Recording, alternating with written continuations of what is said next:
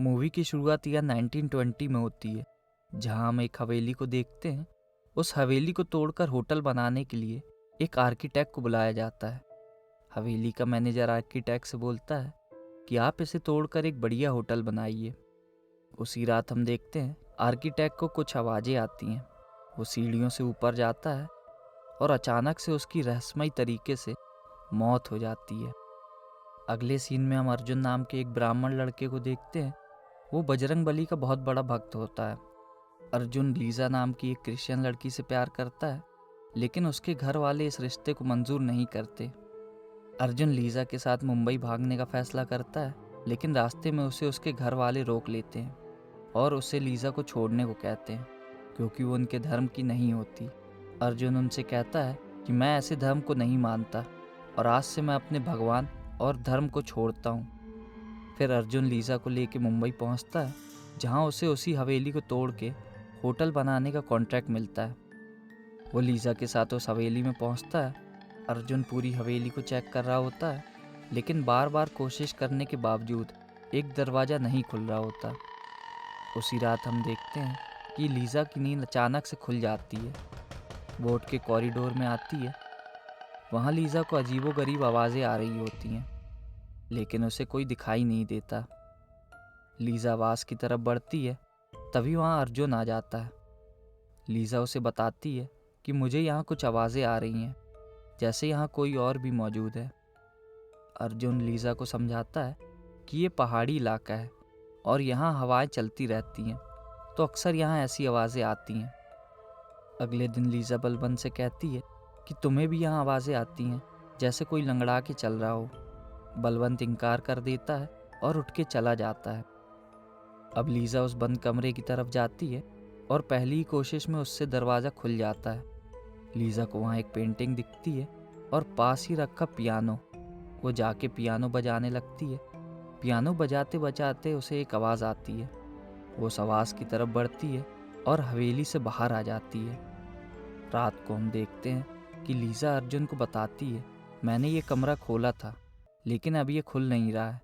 Arjun Lisa को समझाता है कि दरवाज़ा पुराना है, हो सकता है कभी खुले कभी ना खुले। लीजा उससे बोलती है कि मैं तुम्हें पहले दिन से समझा रही हूँ, मुझे यहाँ किसी की मौजूदगी महसूस होती है, लेकिन मैं उसे देख नहीं सकती।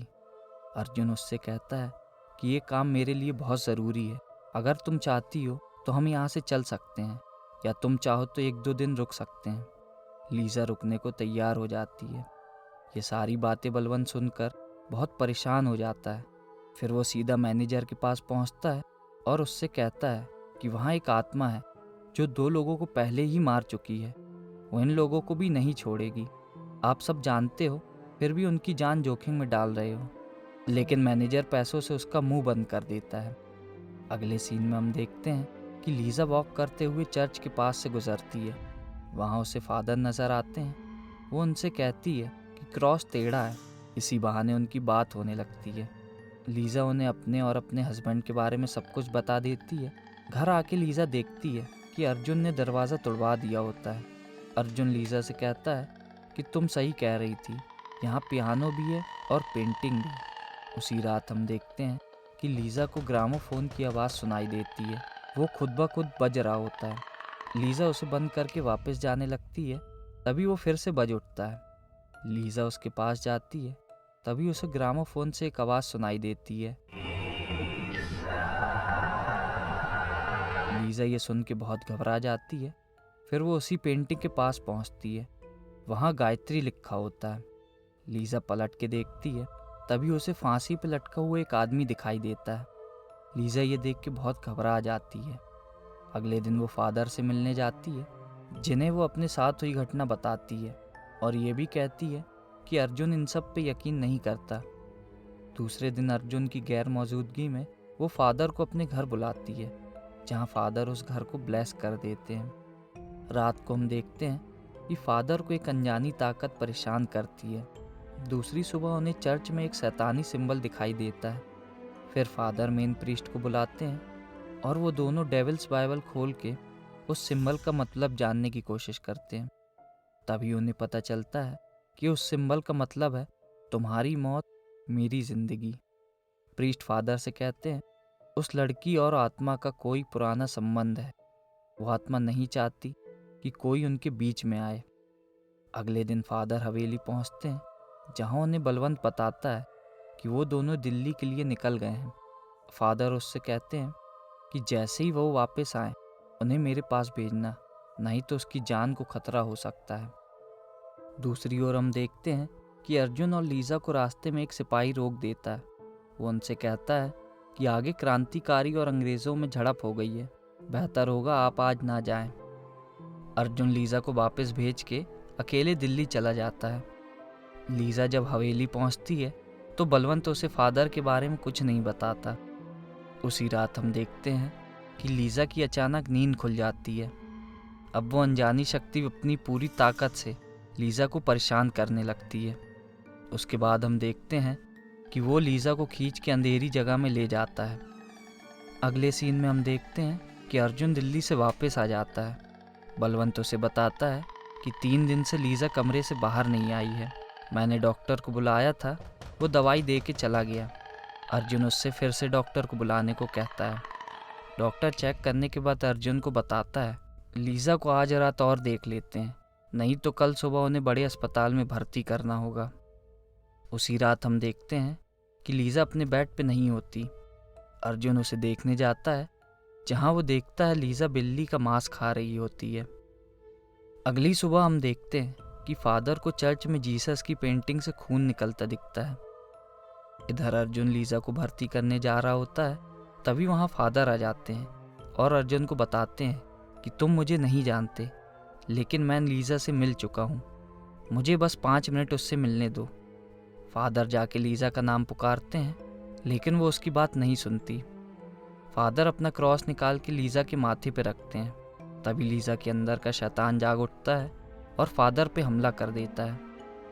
अगले सीन में हम देखते हैं कि फादर अर्जुन को समझाते हैं कि लीजा के अंदर शैतान है, लेकिन डॉक्टर अर्जुन से कहता है कि ये मल्टीपल पर्सनालिटी का केस है। डॉक्टर अर्जुन से कहता है कि ये आपकी वाइफ है, फैसला आपको करना है। तभी अर्जुन फादर से कहता है कि आप हमें हमारे हाल पे छोड़ दीजिए, और लीजा को ले जाकर वो भर्ती कर देता है। उसी रात लीजा के साथ कुछ अजीब होने लगता है। डॉक्टर उसे इंजेक्शन लगाने के लिए आते हैं, लेकिन उतने में ही लीजा उसका हाथ पकड़ लेती है और उसके पूरे खानदान के बारे में बताने लगती है। ये सुन के डॉक्टर बुरी तरह डर जाता है। अर्जुन डॉक्टर से जाके पूछता है कि आप लीजा का इलाज कर पाएंगे या नहीं। डॉक्टर अर्जुन को मना कर देता है। अर्जुन हार के फादर के पास मदद के लिए पहुंचता है। फिर फादर लीजा को देखने पहुंचते हैं, जहां वो देखते हैं कि लीजा के अंदर का शैतान उस पर पूरी तरह से हावी हो जाता है। लीजा बहुत जोर से चीखने लगती है और आसपास का सामान टूटने लगता है। तभी लीजा हवा में उड़ने लगती है और उसके अंदर का शैतान कहता है कि 4 दिन बाद मैं इस लड़की की आत्मा को अपने साथ ले जाऊंगा और इसका शरीर यहीं रह जाएगा। फिर वो वहाँ से चला जाता है। बलवंत ये देखकर वहाँ से भागता है। अर्जुन उसका पीछा करता है, जहाँ बलवंत उसे बताता है कि ये सब मेरी गलती है, वो आत्मा इस घर को टूटने नहीं देगी। वो पहले भी 2 लोगों को मार चुकी है और वो लीजा को भी नहीं छोड़ेगी। मैनेजर सब कुछ जानता है, लेकिन उसने आपसे ये बात छुपाई। अर्जुन गुस्से में मैनेजर के पास जाता है और इस हवेली के बारे में पूछता है। मैनेजर उसे बताता है कि यहाँ एक बूढ़ी औरत रहती थी, जो अब नवानगर में रहती है, वही इस हवेली के बारे में बता सकती है। अर्जुन लीजा को फादर के पास छोड़ के नवानगर के लिए निकलता है। वहाँ वो राधा नाम की एक औरत से मिलता है। वो अर्जुन को बताती है कि 60 साल पहले मैं, गायत्री और मेरी माँ उस हवेली में अकेले रहते थे, क्योंकि राजा साहब अंग्रेजों के खिलाफ आज़ादी की लड़ाई लड़ रहे थे। तभी एक रात वहाँ घायल सैनिक आता है। वो अपने आप को स्वतंत्रता सेनानी बताता है और कुछ दिनों के लिए हवेली में रुकने की इजाज़त मांगता है। गायत्री उसे इजाज़त दे देती है। एक दिन केसर को उसके ऊपर शक हो जाता है। अगले सीन में हम देखते हैं कि गायत्री केसर को ढूंढ रही होती है। तभी वो आदमी उसे बताता है केसर कुछ काम से शहर गई है। राधा गायत्री को लेके कुएं के पास पहुंचती है, जहां उन्हें केसर की लाश मिलती है। अब पता चलता है कि वो आदमी अंग्रेजों से मिला हुआ है। गायत्री राधा को लेटर दे के कहती है इसे ठाकुर साहब की हवेली में पहुंचा देना और कहना कि जल्द से जल्द इसे राजा साहब तक पहुंचा दें, तब तक मैं इसे रोकती हूँ। अब हम देखते हैं कि राजा साहब अपने आदमियों को लेकर हवेली पहुंचते हैं और उस आदमी को फांसी लगा देते हैं। मरते मरते वो आदमी कहता है कि मेरा शरीर तो मर रहा है, लेकिन मेरी आत्मा तब तक यहीं रहेगी जब तक वो तुम्हारी आत्मा को अपने साथ न ले जाए। अब राधा अर्जुन को बताती है कि गायत्री उस दिन के बाद अकेले रहने लगी थी और लंबी बीमारी के बाद 18 नवंबर 1896 को उसकी मौत हो गई। अर्जुन कहता है इसी दिन लीजा का जन्म हुआ था। राधा अर्जुन से कहती है कि लीजा और कोई नहीं बल्कि गायत्री है। अगले सीन में हम फादर और अर्जुन को देखते हैं, जहां वो कहते हैं कि लीजा के पास सिर्फ 24 घंटे बचे हैं। लीजा को बचाने का एक ही तरीका है, एक्सॉर्सिज्म। फादर चर्च में प्रीस्ट से बात करते हैं, जहां प्रीस्ट उन्हें बताता है कि बिना बिशप की परमिशन के तुम एक्सॉर्सिज्म नहीं कर सकते, क्योंकि उसमें तुम्हारी और लीजा की जान को खतरा है। लेकिन फादर जोखिम लेके हवेली पहुंचते हैं। अब वो लीजा के रूम में जाते हैं। वो लोग लीजा का हाथ बांध देते हैं और फादर एक्सॉर्सिज्म शुरू करते हैं। कुछ ही देर बाद वो अपने हाथ छुड़ाकर भाग जाती है। बलवंत उसका पीछा करता है, लेकिन वो उसकी जान ले लेती है। इसके बाद वो शैतान फादर से छल करता है और उन्हें अकेला पाकर उनकी जान ले लेता है। अब अर्जुन से वो शैतान कहता है कि मैं अपनी गायत्री को ले जा रहा हूँ, तू अपनी लीजा को कैसे बचाएगा। अर्जुन धीरे धीरे उसके करीब जाता है और उसे गले लगाकर हनुमान चालीसा सुनाना शुरू करता है। अब शैतान अपनी पूरी ताकत लगा के वहाँ से भागने की कोशिश करता है, लेकिन अर्जुन उसे रोक लेता है। वो बार बार उसे दूर जाने की कोशिश करता है, लेकिन अर्जुन किसी तरह उसे रोक लेता है। हनुमान चालीसा खत्म होने के बाद वो शैतान लीजा के शरीर को छोड़ देता है और हमेशा के लिए वहाँ से चला जाता है। मूवी का यहीं पे अंत होता है। तो दोस्तों, आज की वीडियो में बस इतना ही। अगर आपको ये वीडियो पसंद आया हो तो आप इस वीडियो को लाइक करें। आप हमारे चैनल को सब्सक्राइब भी कर सकते हैं। हम आपसे मिलेंगे अगले वीडियो में। तब तक के लिए धन्यवाद।